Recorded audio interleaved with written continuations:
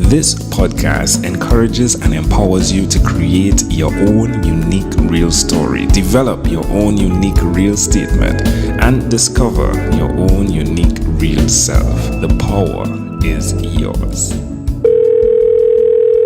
Good night, Amy Peck. How are you doing on this wonderful, beautiful night? I couldn't be happier and having a fantastic, well, it's not quite night for me, late afternoon. What part of the world are you in right now? I'm actually in Sacramento. I live in Marin in San Francisco, but I'm up here working with a very talented group of startups. Yeah, let's dig into that. VRAR, XR. Tell us more. Teach us about these things, please. Well, it's interesting that you know all of the different monikers, AR, VR, MR, XR, and I think the confusion is that people don't necessarily know the difference between augmented reality, virtual reality, mixed reality, and then XR is this term that the industry has come up with to kind of label all of the realities. But I believe in the future, we're not going to talk about what reality we're in. We're just going to kind of move seamlessly within and without our digital lives, and our digital lives will kind of seamlessly blend with the true landscape. So it'll be interesting to see how this evolves. Now, technology is something that, unfortunately, some people have an opportunity to deal with on a very high level, and there's always the latecomers. You seem to be the person that is interacting with this head on while interacting with the world. That's totally open to you via social media. How does it feel? Like, what is going on in your mind? Well, I think it's a moment. We have a joke in VR. Everyone remembers their first time, and and I remember mine. I was at a company called Leap Motion, which is this little device that lets you manipulate 3D objects on your laptop. But at about the same time, Oculus, which is one of the big headsets, had its very first developer kit that they had a Kickstarter campaign, and our development team had one come into the office, and they duct taped a Leap Motion to the front of this very, very weird looking contraption.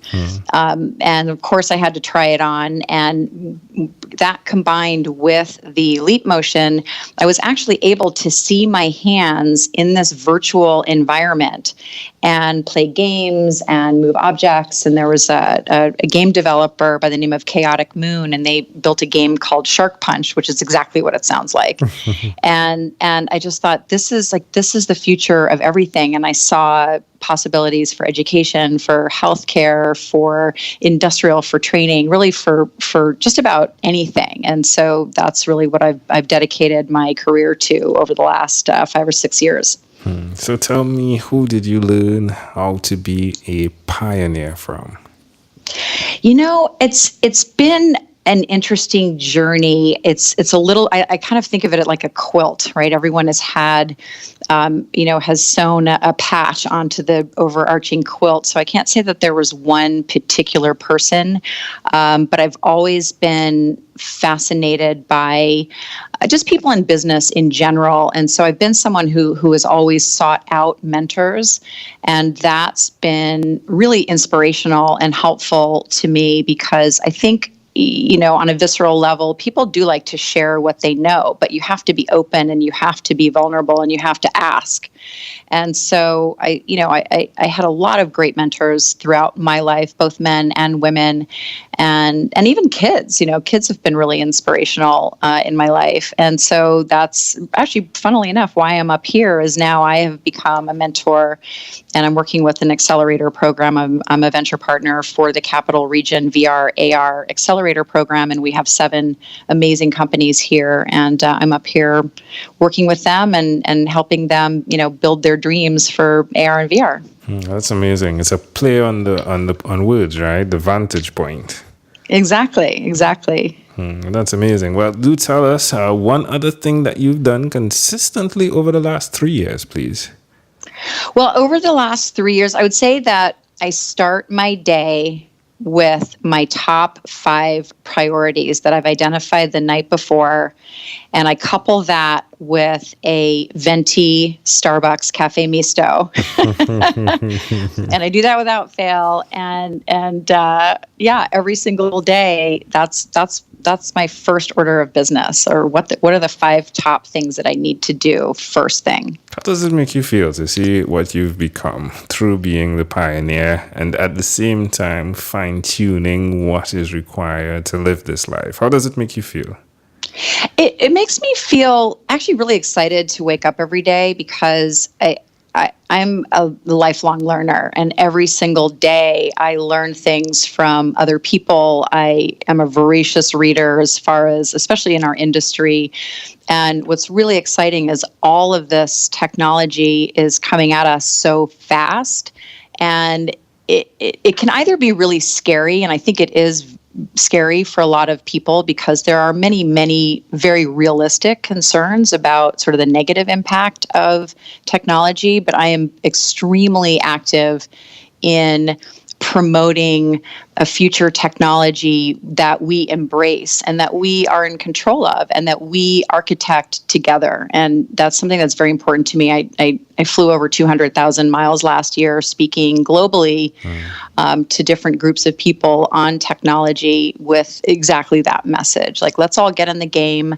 Let's look at the things that could go wrong, but let's build a future together that we envision and that this technology can enable. And let's not be fearful of it, and let's not bury our heads in the sand, because it's coming, whether we like it or not. Yeah, I totally agree, though, with the good that can be accomplished. I am in the Caribbean, the little island, Trinidad and Tobago, Twin Islands. And, technologies have given me a grand opportunity to access so many people through the foundational conversation, of course. But yet, the technology is definitely the foundational block, if you would, of that. So I totally agree, and I love what you're doing, and I do wish you all the best. I do wish that you have 12 eyes, so that you can see right around, and have other people who have 12 eyes as well to see the challenges that can occur. But I think, like, from what I saw within your bio, you've really found a way to balance through life.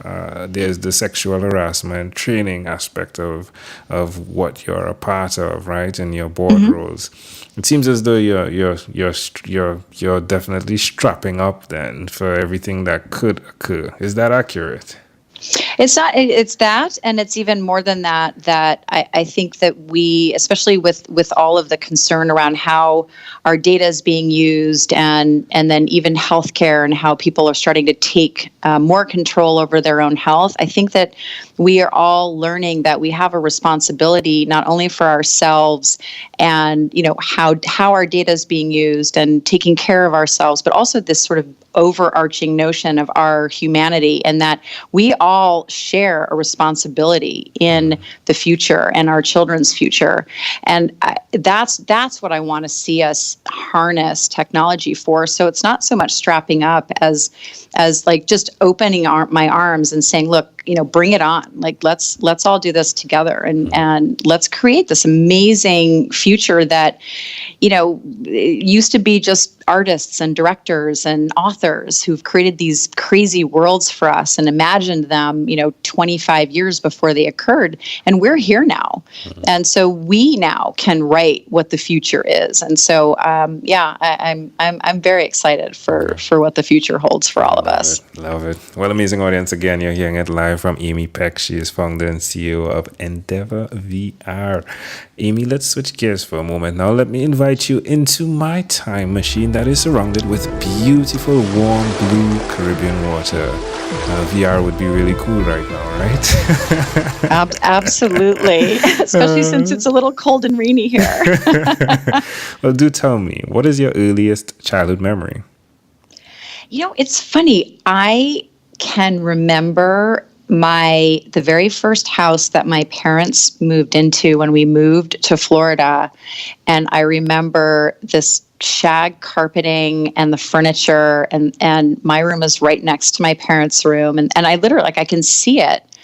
And I remember describing it to my mom, and she just was looking at me like I was crazy, because I thought that maybe I was in kindergarten or one, and she said, we moved before you were 2.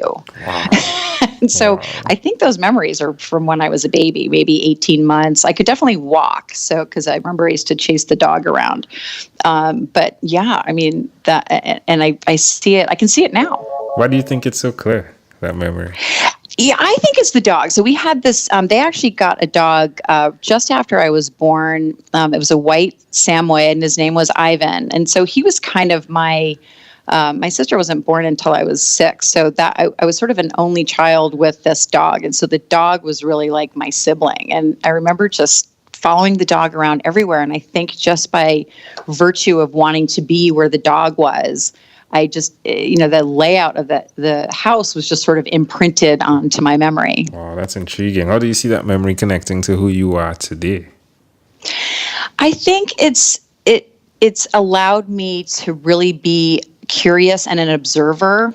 And, we did an exercise in high school once for a photography class where we all had to go around and find a fairly prominent object or sign somewhere in the common areas of the school. And then we had to take a picture of it and then kind of crop it in a way that you wouldn't know where it was. And then everyone else had to guess where that particular sign or object was. And what it was training us to do was really just to be observant and to be aware of your surroundings. And I think that maybe I got a little bit lucky, and that was sort of an innate characteristic when I was a child. And I've taken that with me, and I think it's spurned curiosity. I think it speaks to having this continual curiosity and wanting to learn all the time. It's developed your analytical mind as well, hasn't it? I hope so, yes. There we go. All right. If we fast forward to when you were 12, what was your favorite song? I think, I'm trying to remember the actual year, but I think it was Gold Dust Woman from Fleetwood Mac. And I remember that whole record came out. And that was my first also sort of awareness of like top 40 charts and Billboard. And I remember almost every single song on that album was a hit. But Stevie Nicks' voice on that in the very beginning of that song is just so haunting. And I absolutely love that song. Oh, there we go. All right, Amy. Well, we've arrived at our destination. But before we get off of this time machine, there's a small declaration form. So it's yes or no. We're going to move pretty quickly here. Are you ready? Mm-hmm. Amy, have you chosen someone to pass on your skills to? I have. Are you married? I am no longer married. Do you have children? I do. Do you believe in God? I do. Do you have an inner circle of friends? I do. Do you watch TV for more than 3 hours a day? That I do not. How about 3 hours a week? 3 hours a week, yes. What about screen time, the phone and or the computer? Is it more than 8 or less than 8 hours a day? It's probably right around 8 hours a day. I would think so. Amy, well, if you had to share with us your own unique, real statement, a statement that represents who you are, Amy Peck, what would you say that is? I would say live and love every moment of your life. Love it. Amy, this was such a great pleasure. Before you leave, is there anything else you'd like to share with our amazing audience? Just embrace technology as it comes towards you. It's pretty exciting. And if you haven't tried VR, please do so. It's pretty cool. Amy Peck, thank you for being on What is Inspired by 12-Minute Convos with Angel Jones. Thank you so much. You're welcome. This segment has been brought to you by Amazel Enterprise.